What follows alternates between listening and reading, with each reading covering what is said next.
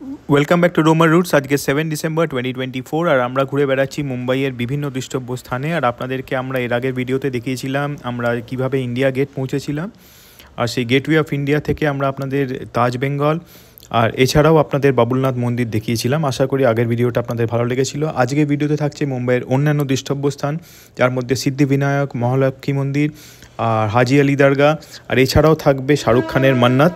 তো শুরু করছি আজকে।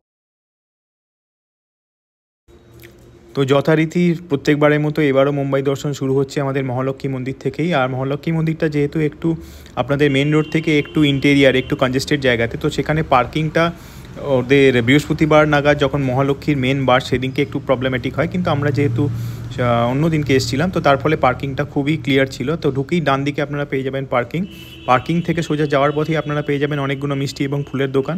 সেখান থেকে আপনারা প্রসাদের সামগ্রী কিনে নিতে পারেন। প্রাইসেস মোটামুটি এখানে খুব ভালোভাবেই মার্জিনালাইজ করে দেওয়া আছে, যার ফলে কোনো দোকানেই কিন্তু আপনারা দামের কোনো অন্তর পাবেন না। এটা খুবই ভালো জিনিস একটা। তো ফুল হোক বা মিষ্টি হোক সবেরই কিন্তু একটা ইউনিফর্ম দাম আছে সব দোকানে, যেটা আপনারা পাবেন।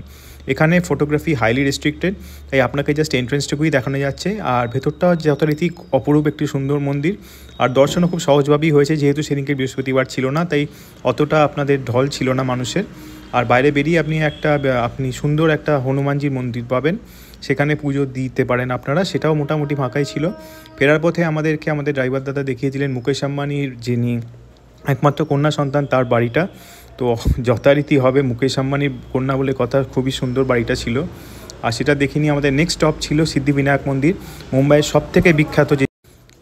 এইখানে কিন্তু মোটামুটি অন্য জায়গার তুলনায় ভালোই ভিড় পেয়েছিলাম। আর যেহেতু এখানে একটা পাশেই ফ্লাইওভারের কাজ হচ্ছে, তো তার ফলে প্রচুর ট্রাফিক কনজেশন, তাই প্রপারলি আপনাকে সিদ্ধিবিনায়কের বাইরে হয়তো আপনার গাড়ি এন্ট্রি করাতে পারবে না।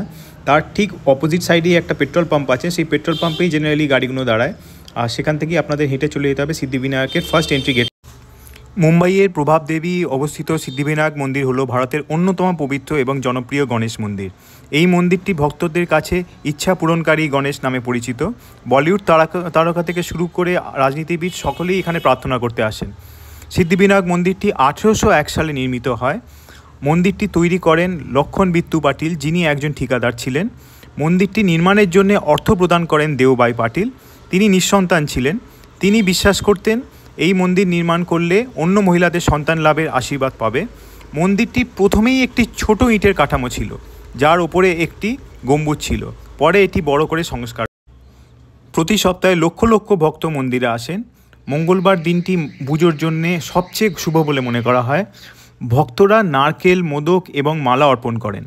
মন্দিরে এখন অনলাইন দর্শন এবং দানের সুবিধা রয়েছে, কিন্তু একটা জিনিস যেটা আমার খুবই খারাপ লাগলো সেটা হলো এই লাইনগুলোতে আপনারা দেখতে পাচ্ছেন কিছু পেড লাইনস হয়েছে, যেগুলো 500 থেকে 1000 টাকা রেঞ্জের মধ্যে আপনাদেরকে স্পেশাল দর্শন করাবে।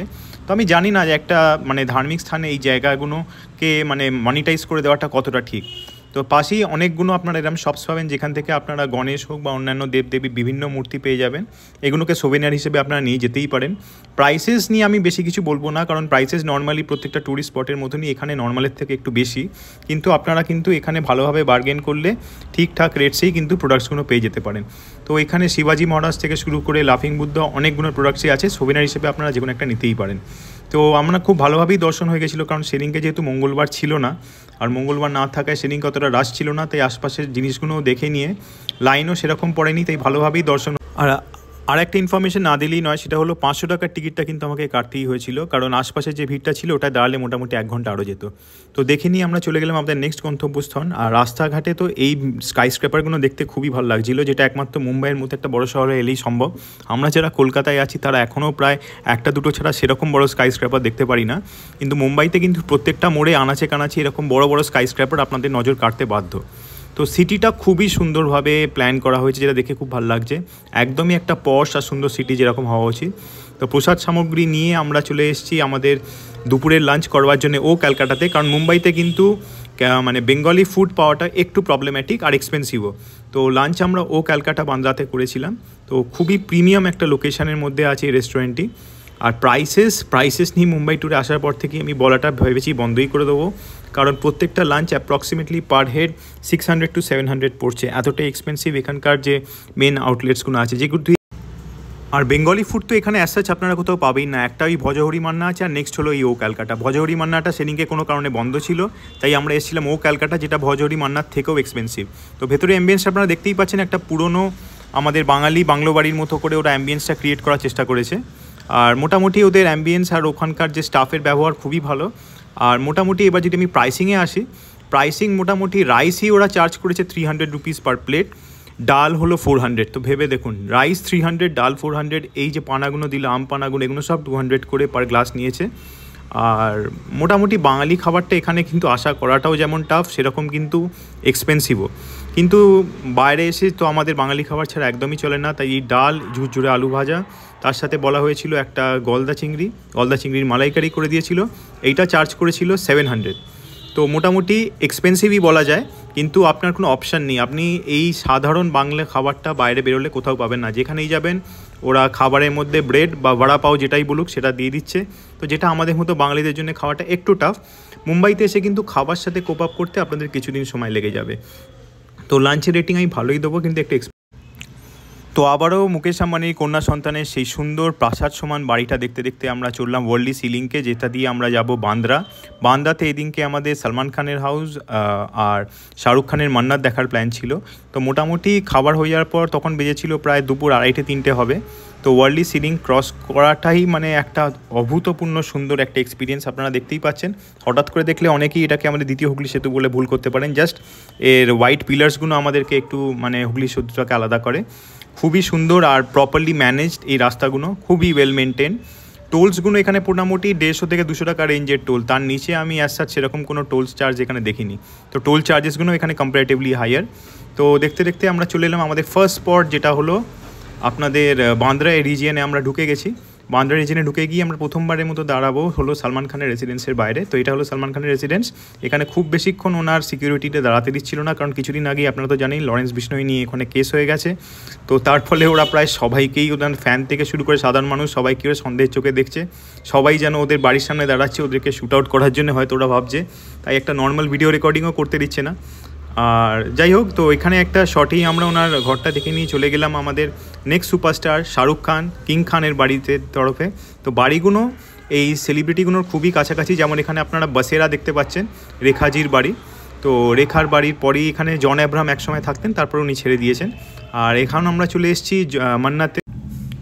এই সেই আমাদের শাহরুখ খান SRK ফ্যান্সদের সেই স্বপ্নের প্রাসাদ, যেখানে প্রত্যেক বছর ওনার জন্মদিনের দিনকে আমরা ওনার অসংখ্য ভক্তদের সমাগম দেখতে পারি। এই জায়গাটা প্রায় মানুষের সমুদ্রে ভেসে যায় যেদিনকে শাহরুখ খানের জন্মদিন থাকে। আর এই হলো সেই ব্যালকনিটা যেখানে উঠে উনি ওনার ফ্যানেদের সঙ্গে গ্রিট করেন। তো খুবই সুন্দর এই জায়গাটি। তো এটা প্লাস একটা ট্যুরিস্ট স্পটই হয়ে গেছে, আপনারা দেখতেই পাচ্ছেন প্রায় সারাদিন এখানে ভিড় থাকে, মানুষ মান্নাত লেখা গেটটার সামনে দাঁড়িয়ে নিজেদের ফটো তুলছে। তারপরেই এখানে এসে গেছে চার্চ গেট। তো দেখতে পাচ্ছেন সুন্দর এই চার্চটা। এখানকার অ্যাম্বিয়েন্সও মোটামুটি ভালো, এখানে আলাদা করে দাঁড়ায়নি, কারণ আমাদের এছাড়াও আরও মেন একটা স্পট হাজি আলি দরগা বাকি ছিল, তাই এখানে খুব একটা বেশি টাইম স্পেন্ড করিনি। এটাও কিন্তু অনেকগুলো হিন্দি ফিল্মের শুটিং স্পট হিসেবে এই জায়গাটাকে ইউজ করা হয়। তো আবার আমরা বান্দ্রা সিলিং ধরে ফিরে যাচ্ছি আমাদের হাজি আলির পথে। তো রাস্তাঘাট তো কিছু বলারই নেই। আমার এখনও অবধি যে কটা জায়গা আমরা ঘুরেছি তার মধ্যে সবথেকে সেরা রাস্তাঘাট হয়তো আমি মুম্বাইতেই দেখেছি। এত প্রপারলি মেনটেন রোডস, শুধু একটু মেন সিটিতে এন্টার করার সময় একটু যানজট যা আপনি, কিন্তু মেন হাইওয়েজ বা এক্সপ্রেসওয়েজে কিন্তু এতটুকু কোনো যানজট আমরা দেখতে পাইনি। আর আরেকটা জিনিস যেটা না মেনশন করলেই নয়, সেটা হলো কিন্তু এখানকার ট্রাফিক কিন্তু আমি দেখেছি সবথেকে ডিসিপ্লিন ট্রাফিকের মধ্যে একটা মুম্বাইতে। তো জানি না সেটা আমি হয়তো ওয়ার্কিং আওয়ার্সের মধ্যে যাচ্ছিলাম না হয়তো, তাই সেই জন্যে মনে হয়েছিল কি না, কিন্তু মোটামুটি কিন্তু এখানকার ট্রাফিক খুবই ম্যানেজেবল ট্রাফিক। এখানে কেউ অকারণ ওভারটেকিং বা লেন কাটিং করে না। তো যার ফলে কিন্তু এটা লং ড্রাইভ নেওয়ার জন্য একটা খুবই ভালো স্থান। দেখতে দেখতে একটু পরে আকাশের মুখ ভার করে এলো, দিয়ে ঝমঝমিয়ে বৃষ্টি নামলো। তো এখন তো আমাদের দেশ এমন অবস্থা দিয়ে যাচ্ছে যে প্রায় আমাদের হয়তো দুটোই সিজন লাস্টে গিয়ে দাঁড়াবে, একটা হবে বর্ষাকাল, একটা গরমকাল। নাহলে এরম সিজনে এইরকম ভাবাই যায় না। তাই বলতেই আমরা চলে এলাম হাজি আলির যে মেন এন্ট্রেন্স গেটটার বাইরে। তো এখান থেকেই আপনারা ওখানে দরগায় চড়াবার জন্য চাদর থেকে শুরু করে ফুল, আরও যা যা সামগ্রী আছে সব কিছুই নিতে পারবেন। তো টাইমিংসটা এখানে মেনশন করা আছে, আপনারা দেখতে পাচ্ছেন হাই টাইড লো টাইডের দুটোই টাইমিং। সকালবেলা যেমন হাই টাইড ছিল তাই আমরা আসতে পারিনি, তাই বিকেলের দিক করে আমাদের আসতে হয়েছে। আর এইটুকু রাস্তাটা দিয়ে যা তখন হাওয়া দিচ্ছিল, হাওয়া না ঝড় আমি কি বলবো জানি না, মানে ওখান দিয়ে রীতিমতো হাঁটাটা ডিফিকাল্ট। এখানে তো রীতিমতো ছাতাটাও ইউজ করা যাচ্ছিল না, এতটাই জোরে হাওয়া দিচ্ছিল। ছাতাকে মনে হয় প্রায় উড়িয়ে নিয়ে গিয়ে মনে হচ্ছিল সমুদ্রের ওপারে ফেলবে। বীভৎস সেদিনকে আমরা এই হাওয়াটা পেয়েছিলাম, তার সাথে ছিল সেরকম পাল্লা দিয়ে বৃষ্টি। তো তাই হোক, এগুলোকে উপেক্ষা করেই আমরা চলে এলাম হাজি আলি দরগাতে। আর এখন আমরা আছি মুম্বাইয়ের অন্যতম আইকনিক স্থান হাজি আলি দরগা। আরব সাগরের বুকে অবস্থিত এই দরগা শুধুমাত্র ধর্মীয় স্থান নয়, এটি একটি ঐতিহাসিক এবং আধ্যাত্মিক গন্তব্য। চলুন এর ইতিহাস, সৌন্দর্য এবং পরিবেশ একসঙ্গে উপভোগ করি। হাজি আলি দরগা 1431 সালে নির্মিত হয়েছিল। এটি তৈরি হয়েছিল একজন ধনী মুসলিম বণিক এবং সুফি সন্ত হাজি আলি শাহ বুখারি তার মাধ্যমে। হাজি আলি মক্কা হজে যাওয়ার আগে তার সব সম্পত্তি দান করে দেন এবং আধ্যাত্মিক জীবনের পথে এগিয়ে যান। কিংবদন্তি অনুযায়ী তিনি মারা যাওয়ার আগে তার দেহ সমুদ্রে ভাসিয়ে দেওয়া ইচ্ছে প্রকাশ করেছিলেন। তার দেহ একটি ভাসমান কফিনে আরব সাগরে ভাসতে ভাসতে মুম্বাই উপকূলে এসে পৌঁছয়, যেখানে তার সমাধি তৈরি করা হয়। দরগাটি একটি ছোট দ্বীপে অবস্থিত, যা মুম্বাই উপকূল থেকে একটি সরু রাস্তার মাধ্যমে সংযুক্ত। দরগার গম্বুজ এবং মিনারগুলি ইন্দো ইসলামিক স্থাপত্য শৈলীর উদাহরণ। জোয়ারের সময় এটি চারপাশ থেকে সমুদ্রের জলে ঘেরা থাকে, যা একে আরও মনোমুগ্ধকর করে তোলে। হাজি আলি দরগায় পৌঁছানোর জন্য আপনাকে সমুদ্রের মধ্যে তৈরি সরু রাস্তা দিয়ে যেতে হবে। জোয়ারের সময় এই রাস্তা জলে ডুবে যায়, তাই যাওয়ার সময় দেখে নিন। এই পথ ধরে হাঁটার সময় চারপাশের দৃশ্য আপনাকে মুগ্ধ করবেই। এখানে সমস্ত ধর্মের মানুষ আসেন, কেউ প্রার্থনা করতে, কেউ আশীর্বাদ নিতে, আবার কেউ শুধুমাত্র এর সৌন্দর্য উপভোগ করতে। তো এইখানে এই টানেলটার ভেতরে এই ছোটো ছোটো যে সোভেনিয়ার শপসগুলো আছে, এখান থেকে আপনারা হাজি আলির বিভিন্ন ছবি এবং সোভেনিয়ার্স নিয়ে যেতে পারেন বাড়ির জন্যে। প্রাইসেস যথারীতি এখানে সব 50 থেকে শুরু করে 100-এর এক একটা প্রোডাক্টস। তো মোটামুটি এখানে বার্গেনিং ভালোই হয় দেখলাম। আর আপনারা এখান থেকে নিয়েই আমরা চলে গেছিলাম আমাদের হোটেলের পথে, কারণ আবার বৃষ্টি জোরে নেমেছিল। আর আমাদের হোটেলে ফেরার তখন আমাদের যেহেতু ইভিনিং স্ন্যাক্সও রেডি হয়ে গেছিলো, ওখান থেকে বারবার কল আসছিল, তাই আমরা ফিরে গেছিলাম হোটেল বেন্টলির পথে আবার সেই মেরিন লিঙ্কের রাস্তাটা ধরে। তো দেখতে দেখতেই আমরা পৌঁছে গেলাম আমাদের সি লিঙ্ক ধরে আমাদের বেন্টলি হোটেলে। আর আমাদের হোটেলের পেছনেই ছিল সেই বিখ্যাত ওয়াংখাডে স্টেডিয়াম, যেটা ইন্ডিয়ান ক্রিকেটের অনেক ইতিহাসের সাক্ষী। তো ইভিনিংয়ে এদিনকে আর কোনো সাইট সিইং রাখিনি, তাই মেনলি পুরো টাইমটাই আমরা স্পেন্ড করতে পেরেছি মেরিন ড্রাইভে বসে এখানকার সমুদ্র এবং এখানকার প্রকৃতির শোভা উপভোগ করার জন্য। তো এই থেকে বেটার চিলিং স্পট বোধহয় পুরো মুম্বাইতে আর নেক্সট কোথাও নেই। এখানে প্রত্যেকটা ইয়াংস্টার থেকে শুরু করে মিডল এজ বা হাইয়ার এজের মানুষরাও এই সময়টা ইভিনিং থেকে পুরো মাঝরাত্রির অবধি এখানে থাকেন চিল করার জন্যে। আর এখানে একটা জিনিস দেখায়, যেটা হয়তো আপনারা অন্যান্য ভিডিওতে দেখেননি, সেটা হলো এখানে কিন্তু মুম্বাই মিউনিসিপ্যালিটির একটা সুন্দর উদ্যোগ, সেটা এখানকার স্ট্রিট ডগসের কিন্তু কত সুন্দরভাবে ওরা ট্যাগিং করে ওদের স্টেরিলাইজেশন করাচ্ছে। তো তার ফলে স্ট্রিট ডগসের প্রবলেমটা এরা অনেকটা লেভেল অবধি কমব্যাট করে নিতে পেরেছে অন্যান্য বড় শহরের তুলনায়। ওদের ভ্যাকসিনেশন থেকে শুরু করে ওদের টেক কেয়ার সব কিছুই বম্বে মিউনিসিপ্যালিটি নিজে করছে। আর দেখতে পাচ্ছেন এখানে রাত্রির হয়ে গেল। এখান থেকে কখন সন্ধ্যে থেকে রাত হয় আপনারা নিজেরাই বুঝতে পারবেন না। এই অপরূপ সুন্দরভাবে আমরা এই দিনটা কাটালাম। যাদের এই ভিডিওটা ভালো লাগলো অবশ্যই লাইক, শেয়ার আর সাবস্ক্রাইব করতে ভুলবেন না। আর নেক্সট ভিডিও আসছে আবার নেক্সট সানডে সেম টাইম।